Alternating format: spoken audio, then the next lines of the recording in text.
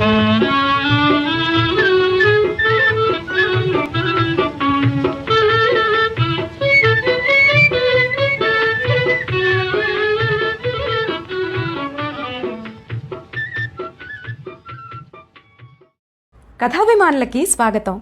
ఇల్లేరమ్మ కథలకి స్వాగతం. డాక్టర్ సోమరాజు సుశీల గారి ఇల్లేరమ్మ కథల నుండి ఈ వారం నారింజ సమ్మర్ స్కూల్ వెళదామా?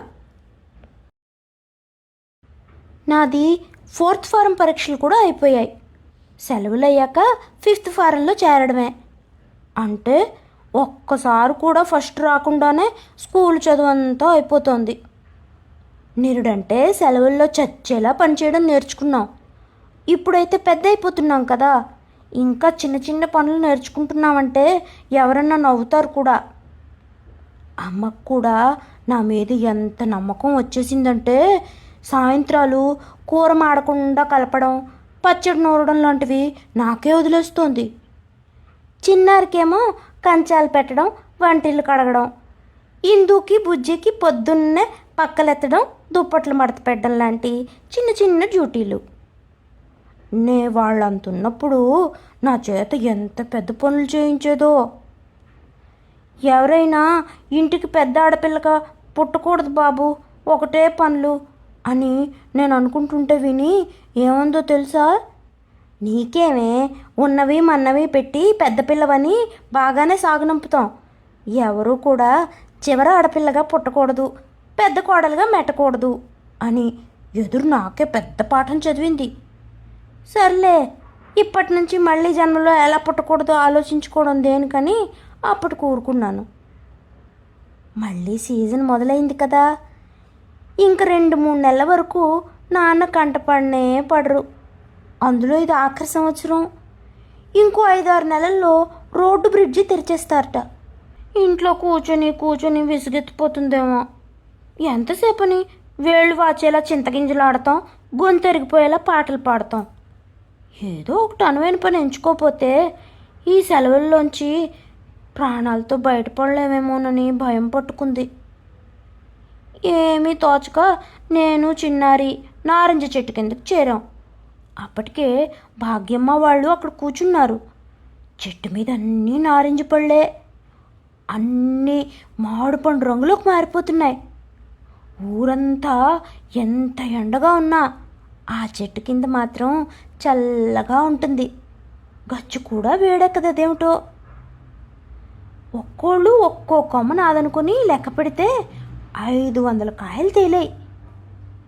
చిన్నారంది, సుశీల, స్కూల్కి వెళ్లకుండా ఇంట్లో ఉండాలంటే నా వల్ల కావట్లేదు.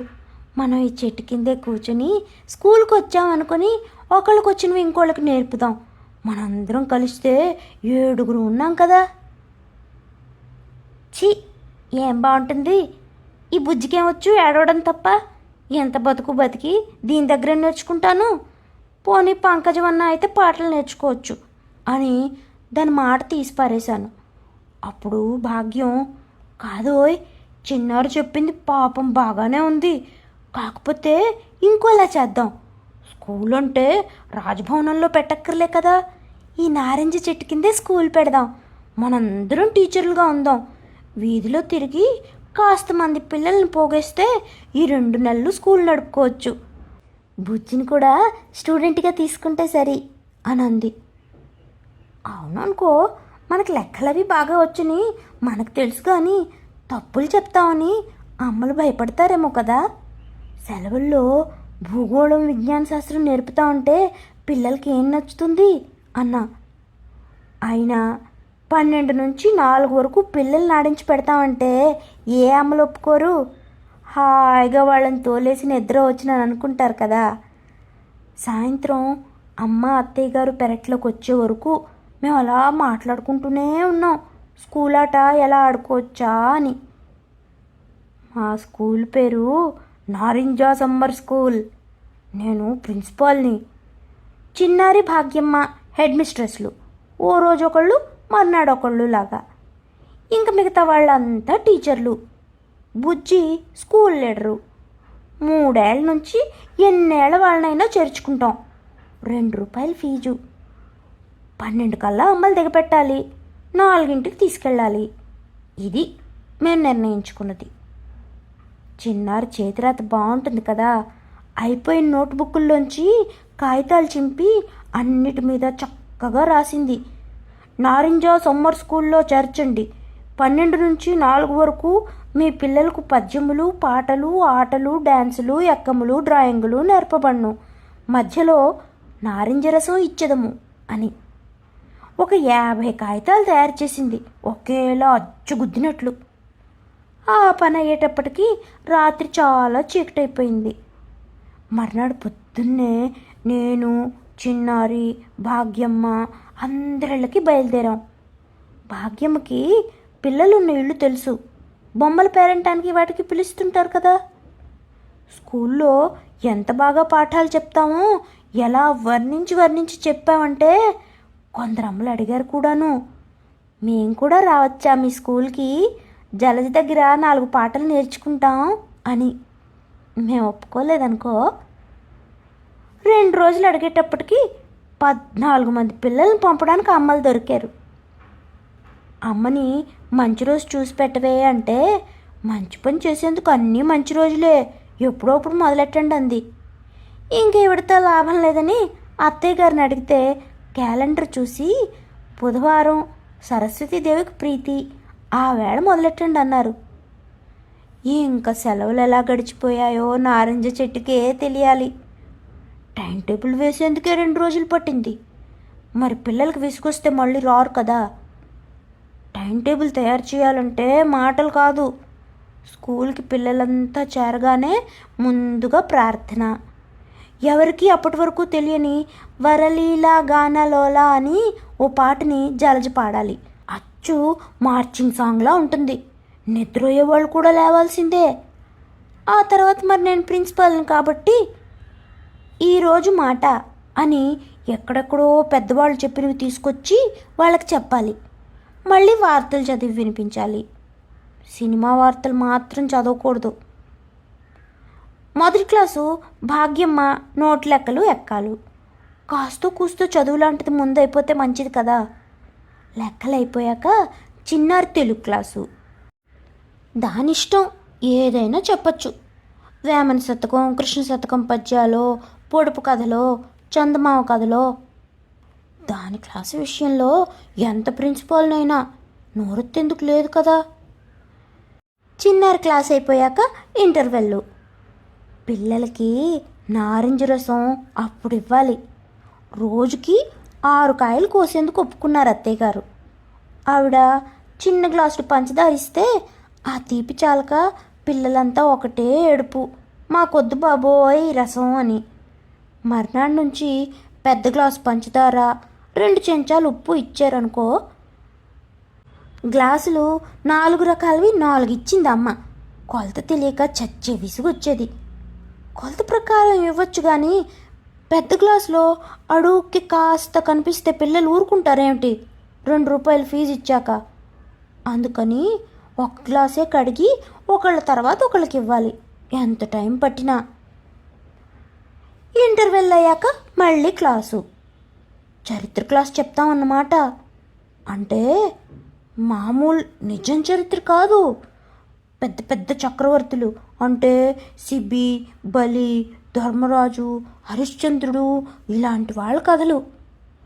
ఆ క్లాస్కి నేను నేర్చుకుని చెప్పాలి. వచ్చింది చెప్పడం వేరు, నేర్చుకుని చెప్పడం వేరు కదా. ఇంకా చివరికి ఇందు, పంకజ వాళ్ళకి డాన్సులు నేర్పే పని.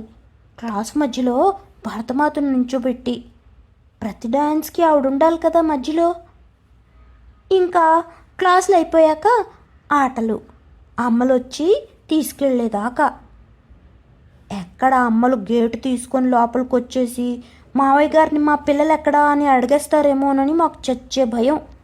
అందుకని ఇందు, పంకజం 4 అయ్యేటప్పటికి గుమ్మంలో నిలబడి ఎవరి అమ్మలు కనిపిస్తుంటే ఆ పిల్లల్ని తీసుకొచ్చి వాళ్ళకి అప్పచెప్పేస్తారు.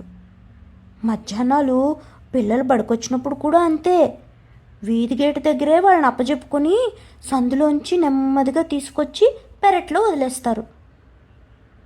మా బడి నడపడం మొదలుపెట్టి నెల్లాళ్ళైనా మావయ్య గారికి చీమ కుట్టినంత అనుమానం కూడా రాలేదు. ఎలా వస్తుంది? 11 గంటలకి మావయ్య గారు పెరుగు అన్నంలో ఉండగానే అత్తయ్య గారు హాలు కిటికీలకి కమ్మగా తడిపిన వట్టివేళ తడికలు దింపేసి ఫ్యాన్ వేసేసి ఆయనకు చాప దిండు ఇచ్చేసి హాల్ అంతా చీకటి చీకటిగా అమర్చుతారు కదా. ఆవిడ వంట తిని ఆ హాల్లో నేల మీద దిండేసుకు పడుకుంటే ఇంక ఎవరన్నా 4 లోపల లేవగలరు ఏంటి? ఇంక పిల్లలు పెద్దలు అంతా సందులోంచో మా వాటాలోంచో మసలాల్సిందే. స్కూల్ మొదలెట్టాక ఒక్క పిల్ల కూడా ఒక్కరోజు కూడా మానలేదు. పైపెచ్చు కొన్ని రోజులు 20 మంది అయిపోతున్నారు. మరి వేసంకాలం సెలవులని చెప్పి కొందరికి అత్తయ్యల పిల్లలు పిన్నిల పిల్లలు వచ్చేస్తారు కదా. అలా ఎవరైనా వచ్చినా మేము మళ్ళీ ఎక్కువ డబ్బులు తీసుకోం. చుట్టాలను డబ్బు అడగకూడదు కదా. ఈవేళ చిన్నారిది పొడుపు కథలు సామెతలు క్లాస్ అవుతోంది. దానికి పాఠం చెప్పడం మాత్రం భలేగా వచ్చు. చచ్చేలా చదివి చదివి చెప్తుంది కదా.